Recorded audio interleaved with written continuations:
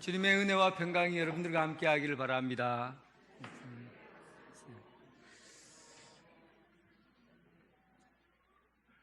얼마 전에 산책을 하는 중에 도로에 오토바이 소리가 빵 하고 나는 거예요. 그게 이제 젊은 아이들이 뒤에다가 여학생을 태우고 음악 소리를 막 기가 터져 나가도록 음악 소리를 빵빵하게 틀면서 속도를 막 쉥쉥 달리면서 이렇게 막 좌우로 왼쪽으로 오른쪽으로 막 들어가면서 막 질주를 하더라고요. 순간적으로 욱 하고 올라왔는데 가만히 생각해 보니까 집에 가서 곰곰이 그 장면이 지워지질 않더라고요. 가만히 보니까 오늘날 저 폭주족이 오늘날 우리 시대를 대변하고 있다, 그런 생각이 드는 거예요. 왜냐하면 여러분들이 지금 오토바이를 타고 있지 않지만 얼마나 시끄러운 소음 속에서 삽니까? 한시라도 TV를 켜놓거나 핸드폰을 보지 않거나 다른 이야기를 전화를 하지 않거나 이렇게 소리를 듣지 않으면은 불안하지는 않습니까? 잠시라도 모든 소리를 다 닫아버리고 고요히 혼자 가만히 있으면 내가 지금 못하나, 답답해서 미치겠네, 내가 이렇게 살다가 죽겠다, 혹시 이런 생각이 든 적이 없습니까? 뭔가 시끄러운 소리를 듣고 뉴스를 보든지 스포츠를 보든지 전화를 하든지 또 예능 프로를 보든지 뭘 눈으로 보고 귀로 들어야 시끌시끌해야 내가 안정감을 찾고 내가 사는 거구나, 이런 생각을 가지고 있지 않아요? 지금 이 시대가 지금 이런 시대입니다. 그리고 오토바이를 타고 쌩 하고 달려가요. 멈출 줄 몰라요. 질주 본능이죠. 우리는 자꾸 뭔가를 해야 되는 것 같아요. 움직여야 되고 앞으로 가야 되고 속도를 내야 되고, 일을 해도 계속 끊임없이 일을 해야만이, 움직이지 않으면은 내 존재 자체가 내가 이렇게 무능한가? 내가 이게 사는 게 맞나? 내가 도대체 뭘 하고 지내는 거지? 이런 생각을 하는 거죠. 버스를 기다릴 때도 음악을 듣고 소리를 듣고, 자가용을 타고 가는 중에도 핸드폰을 봐야 되고, 어떤 사람은 자전거를 타고 가다가도 핸드폰을 보고, 세상에 요만큼의 시간적인 여유도 없어요. 빈틈이 없어요. 나만의 어떤 고요하고 조용한 시간을 마련하는 그런 쉼의 시간이, 내가 이 세상이 그걸 허락질 않는 거예요. 그러니까 우리가 근본적으로 하나님과 우리의 관계는 세상의 소음들 때문에, 세상의 시끄러운 일들 때문에, 세상의 흥미있고 재미있고 매력적인 일들 때문에 하나님께 고요한 가운데 나아가는 것이 답답한 거예요. 지루한 거예요. 재미없는 거예요. 홀로 하나님과 보내는 그 고요한 시간이 지루해요. 재미없어요. 답답해요. 뭔가 누군가라도 잠시라도 통화해야 되고 핸드폰도 봐야 되고 뉴스를 들어야 되고 시끄러운 소음 속에 있으면 내가 안전하구나, 편안하구나, 이런 생각이 드는데, 잠시라도 고요하게 하나님과의 만남의 즐거움을 가지질 못해요. 어쩌면 여러분, 저는 우리가 영적인 후진국이라고 생각합니다. 영적인 후진국.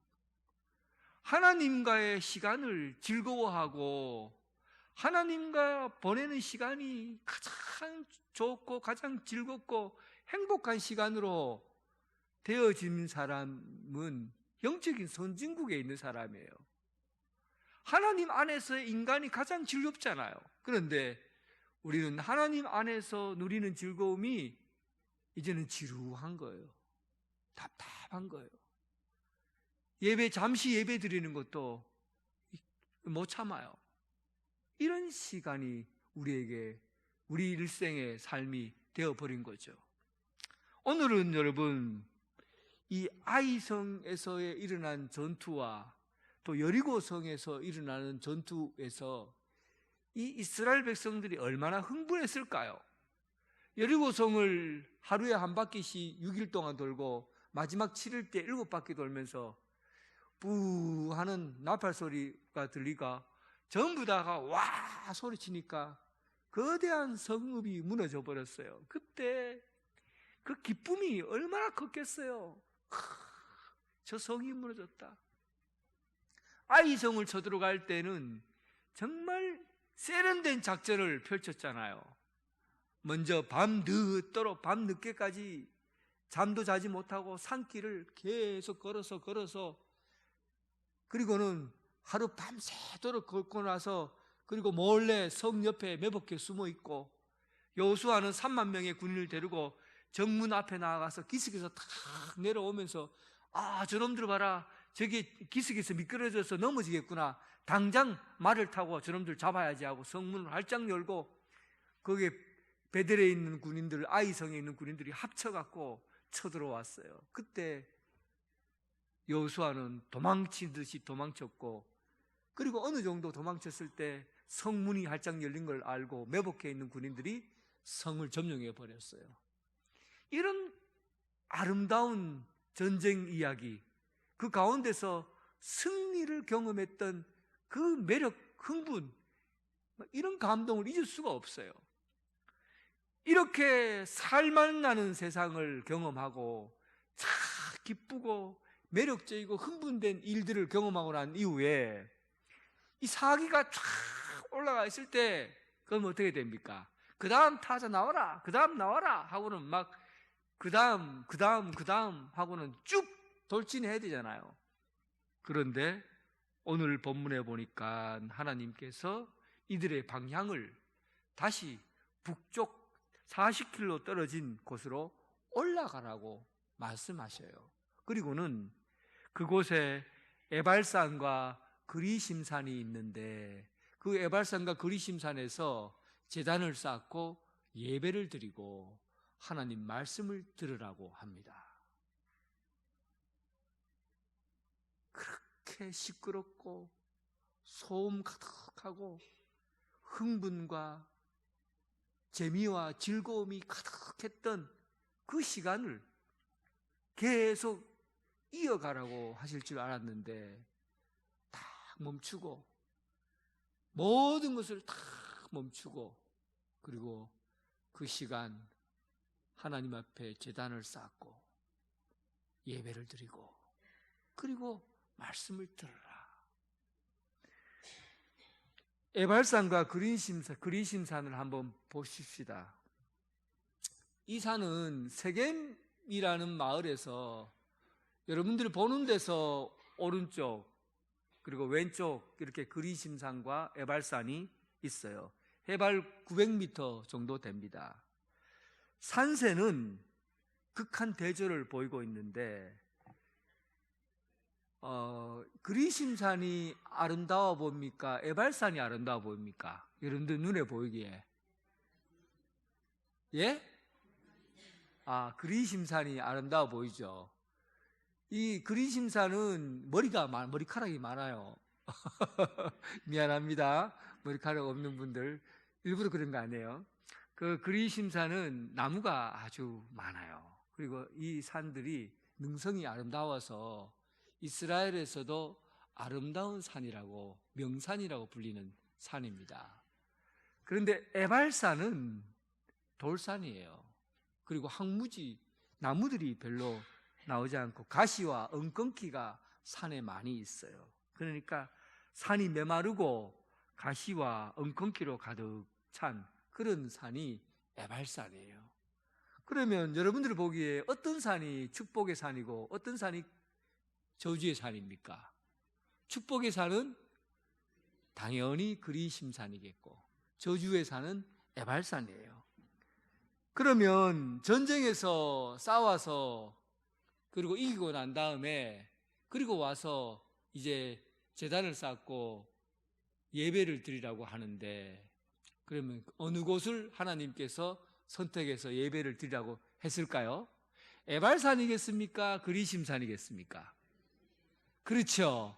성경을 자세히 보세요. 에발산입니다. 그리심산에서 하나님께서 예배 드리라고 축복하고 하나님 그곳에서 막 잔치를 벌이듯이 그렇게 할 것 같았는데, 에발산에다가 돌을 쌓고 그리고 제물을 번제와 화목제를 드리라고 그렇게 명령하셨어요. 그래서 그 이유가 나와 있지 않아요, 사실은. 그래서 이 이야기를 거슬러 돌아가 본 거죠. 왜 하나님께서 에발산에서 예배를 드리라고 했을까? 실패의 땅, 저주의 땅.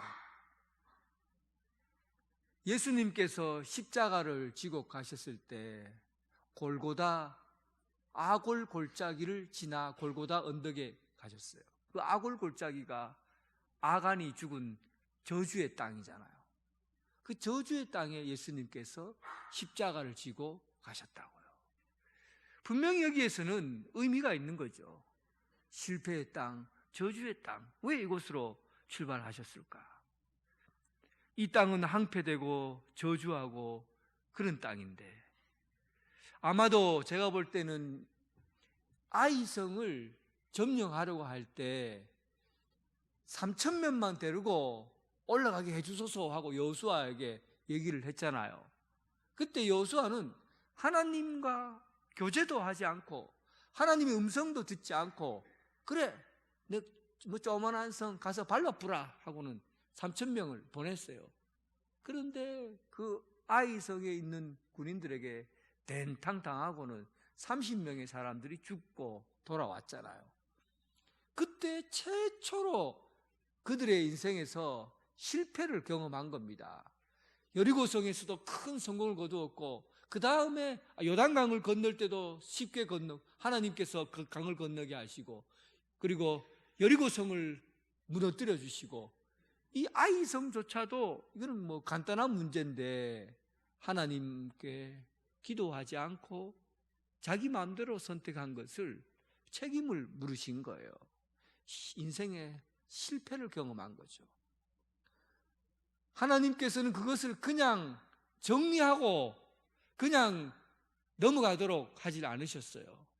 그 일을 통해서 정리할 수 있는 시간을 준 거죠. 그래서 에발산이에요. 여러분 인생에서 실패를 경험하고 또 삶에 큰 어려움이 있을 때 여러분 에발산을 찾아가셔야 됩니다. 그 고난의 현장, 실패의 땅에서 하나님 앞에 제단을 쌓고 예배를 드려야 됩니다. 그래야 온전한 회복이 일어나는 거예요. 저는 우리 교회에서 12년째잖아요. 있으면서 여러 사람들과 관계를 하고 삽니다. 여러분들도 만나고 헤어지고 하잖아요. 그런데 어쨌든 간에 저는 성경대로 우리가 행동했으면 좋겠어요. 하나님 말씀대로 우리의 신앙생활을 표현했으면 좋겠어요. 대부분 교회에서 다툼이 있거나 문제가 있으면 제일 먼저 시도하는 게 뭐냐 하면, 목사님 나 오늘부터 교회 안 나갑니다, 예배 안 드립니다, 딱 선포를 해버려요. 그러니까 실패가 있고 어려움이 있으면 제일 먼저 하는 게 뭡니까? 예배를 가지고 어떻게 해요? 협박하는 거예요. 이게 뭡니까? 이게 신앙이 아니에요. 여러분, 이것은 신앙이 아닙니다. 예배는 여러분들의 만족을 위해서 드리려고, 여러분들을 감동시키려고 있는 게 예배고, 여러분들을 위안을 주기 위해서 예배가 있는 거고, 여러분들을 치료하기 위해서 예배가 있는 겁니까? 아니에요, 여러분. 예배는 전적으로 하나님께 있어요. 하나님께 찬양드리고 하나님께 경배드리고 하나님을 자랑하고, 그게 예배예요. 우리가 받을 혜택이 없어요. 여러분들이 뭔가를 받으려고, 복을 받으려고 예배드린다? 이거는 여러분 기복신앙에나 있는, 무당신앙에서나 있는 거지, 우리는 하나님 앞에 받은 은혜를 드리려고, 하나님 앞에 드리려고 드리는 예배, 이거 예배예요. 그런데 내가 예배 안 드린 것이 왜 협박이 됩니까? 하나님, 목사님 나 이제 예배 안 드리랍니다. 교회 안 갈랍니다. 내가 실패한 자리로 오셔야 돼요, 여러분. 내가 실패하고 어려움이 있을수록 예배를 드려야 됩니다. 에발산으로 가야 돼요. 실패의 자리, 저주의 자리로 가야 된다고요. 상처가 입었다고 나가 떨어져 버리면 그 영혼 진짜 나가 떨어집니다. 그때는 진짜 끝이에요. 그럴수록 예배를 회복해야 됩니다. 하나님께서 에발산으로 오라고 했잖아요. 에발산에서 제단을 쌓으라고 했어요. 그 제단에서 내가 너희에게 새 일을 행하여 줄 것이다.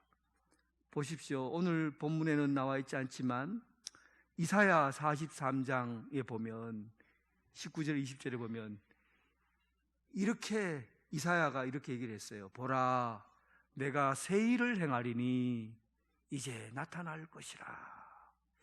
이제 내가 새 일을 행할 것이다. 과거에 네가 마음에 상처 있고 심란해하고 그리고 인간관계에서 네가 실패했느냐? 하나님 앞에 제단을 쌓고 예배 드려라. 그러면 내가 너를 위해서 새 일을 행하게 할 것이다. 광야의 사막에서 내가 물을 내주겠다. 물이어서 목말라 할 때 내가 목말라 하는 너에게 물을 주겠다. 그리고 사막에 있는 들짐승과 승냥이 타조도 나를 존경하게 할 것이다. 네가 갖고 있는 인간관계 모든 것들이 다시 새롭게 회복하게 해줄 것이다. 사랑하는 성도 여러분, 실패의 자리로 가서 하나님 앞에 예배 드리시기 바랍니다. 정말 중요한 겁니다. 이제 생각을 바꾸셔요. 여러분은 지금 반대로 행동하고 있어요. 내가 관계가 깨어지고 헤어지고 하면 무조건 예배의 자리를 떠나가는 것이 잘하는 것이라고 생각하지만 정말 큰일 날 일입니다. 행동을 바꾸셔요. 그럴수록 하나님 앞에 예배 드려야 됩니다. 하나님 앞에 서야 됩니다. 그래야 여러분들이 다시 새롭게 일어날 수 있는 힘을 갖게 됩니다. 사랑하는 성도 여러분, 새 일을 행하시는 하나님 앞에 나와서 참된 예배자로 설 수 있기를 주님의 이름으로 축원합니다. 이제 이 에발산에 제단을 쌓으면서 3절에 보니까 제단을 만들 때 새 연장으로 다듬지 않는 새 돌로 만들어라. 새 연장으로 다듬지 말고 그냥 자연석을 가지고 잘 끼워 맞추어서 이 단을 쌓으라. 그렇게 얘기를 했어요. 그런데 이것은 성전을 만들 때도, 성전을 건축할 때도, 또 단을 쌓을 때는 아주 기본적인 이야기입니다. 언제나 하나님께서 말씀하신 방법이에요. 성전을 만들 때든지 아니면은 제단을 쌓을 때는 새 연장을 가지고 다듬지 않는 새 돌을 사용하라. 그렇게 말해요. 솔로몬을 성전을 지을 때는 어떻게 했느냐 하면 열왕기상 6장 7절에 보면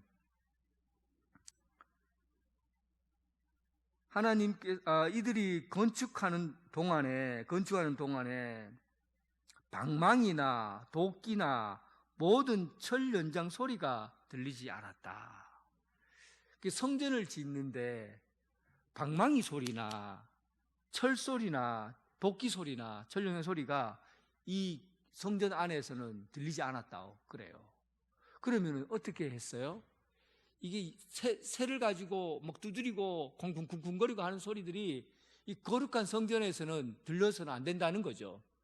하나님이 계신 곳은 평화의 집이죠. 화목, 평화, 그리고 하나님이 계신 임재하신 곳은 거룩한 곳이에요. 그러니까 인간적인 소리가, 이 바깥에 있는 소리가 이 안에서는 들려져서는 안 된다는 겁니다. 새 연장 소리가 예배당 안에서는 들려서는 안 된다는 거죠.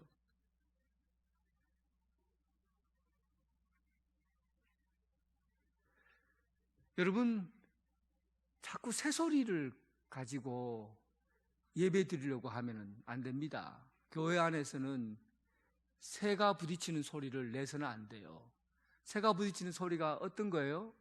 수근수근 하는 소리요, 이 사람 저 사람 뭐뭐 카더라라고 말하는 소리요, 이런 소문 저런 소문 자꾸만 얘기하는 소리요, 사람에 대해서 이렇다 저렇다고 말하는 소리들이에요.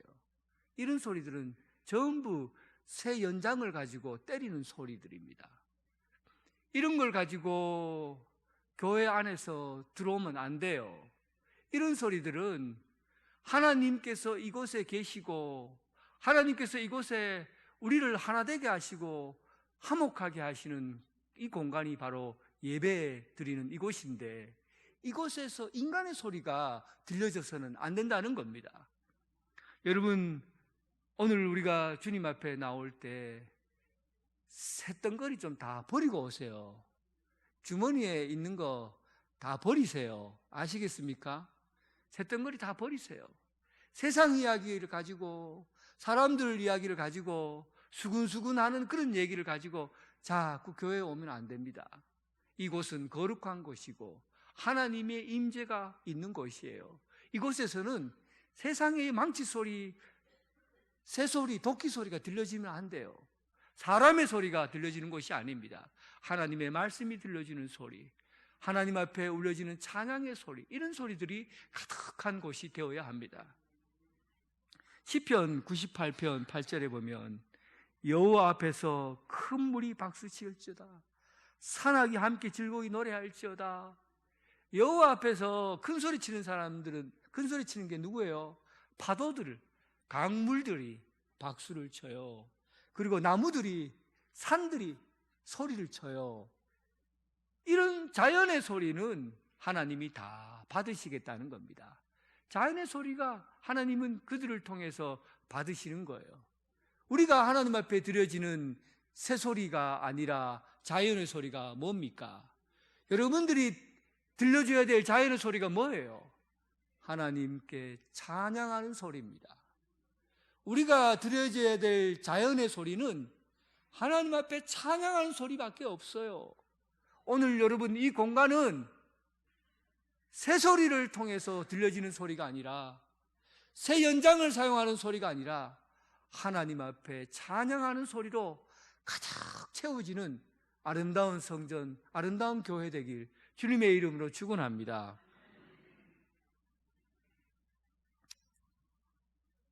이제 이들이 에발산에 모여서 있는 제단을 쌓고 전부 내려왔어요. 지도, 아까 그림 한번 다시 보여주세요.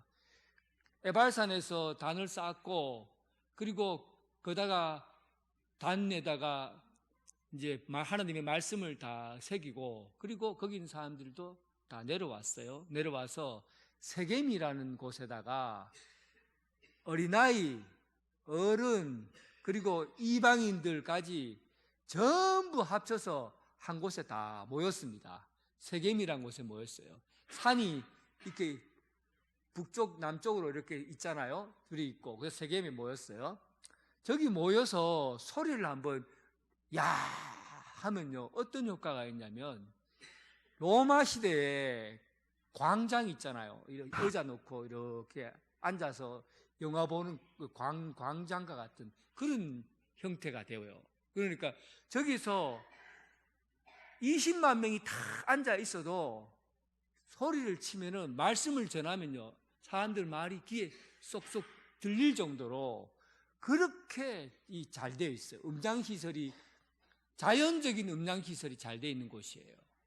저곳에 전부 모여서 저 앞에 그리심산이 있고, 또 저 앞에 에발산이 탁 있는 이곳에서, 그곳에서 모여서 이제 하나님께서 거기서 하나님의 말씀을 선포하라고 합니다. 어떤 말씀을 선포하냐면 축복의 길과 저주의 길을 전하라는 거죠.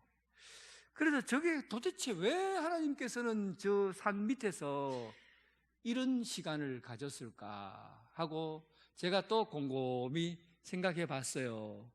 그런데 참 눈으로 본다는 게 이게 엄청난 거더라고요. 눈으로 본다는 게 엄청난 거예요. 그러니까 눈앞에 축복의 산이 있고 눈앞에 저주의 산이 있어요. 그리고 축복의 사람들 여섯 개의 족장들이 축복의 족장들이 서고 그다음에 저주산 앞에 서 있는 족장들이 또 산 앞에 서 있고 그리고 언약궤와 그 족장들이 제일 앞에 서고 그리고 뒤에 사람들이 다 서 있잖아요. 그리고 그들이 딱 보는 게 뭘 보냐면 거기서 축복의 산과 저주의 산이 거대한 산이 앞에 딱 서 있는 거죠. 여러분, 이 가운데에서 여호수아가 말씀을 전합니다.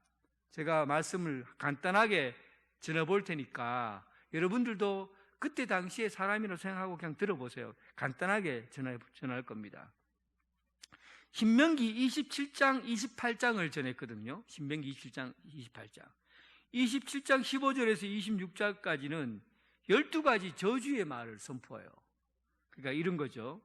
장색의 손으로 조각하였거나 부어 만든 우상은 여호와께 가증하니 그것을 만들어 은밀히 세우는 자는 저주를 받을 것이라 할 것이요 백성은 응답하여 아멘 할지어다 그랬어요. 그럼 여러분들은 뭐라고 할 겁니까?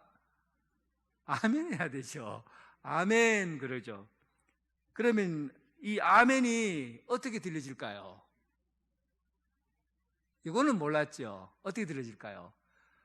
그 많은 사람들이 아멘 하니까 그 산에서 들려지는 메아리가 아멘 아멘 아멘 아멘 아멘 아멘 하고 막 계속 울리는 거예요.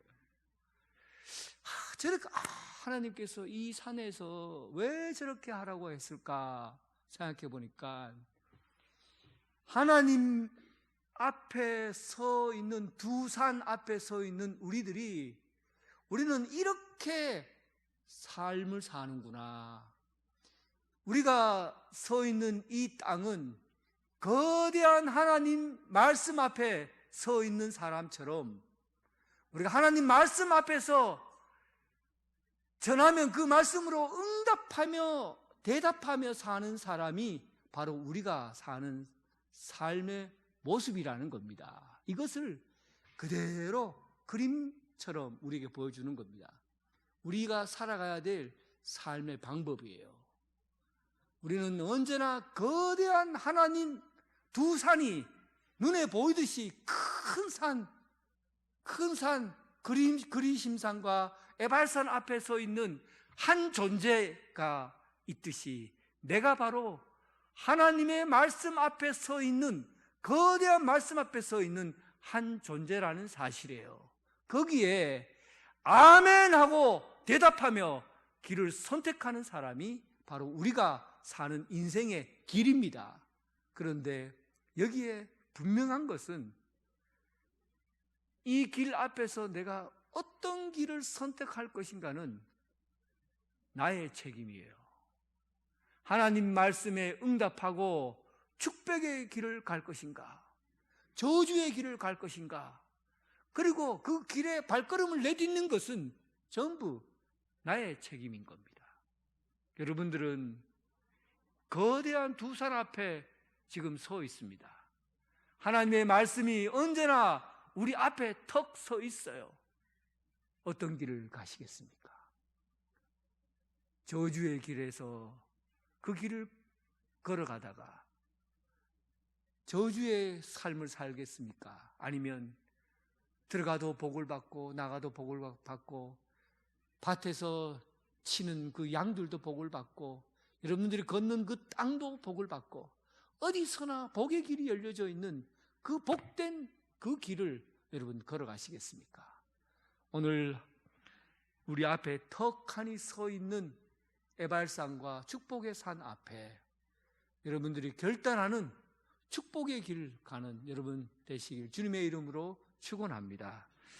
하나님 아버지, 오늘 우리는 이 세상의 시끄러운 소음과 또 우리의 생각을 어지럽게 하는 안개와 같은 어지러운 생각들이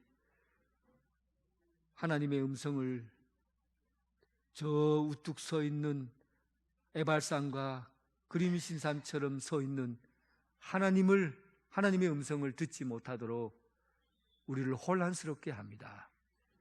안개와 같은 세상의 소리를 다 걷어내게 하시고 하나님의 음성 듣고 오직 복된 길 걸어가는 성도들 되게 하여 주옵소서. 예수님 이름으로 기도드립니다. 아멘.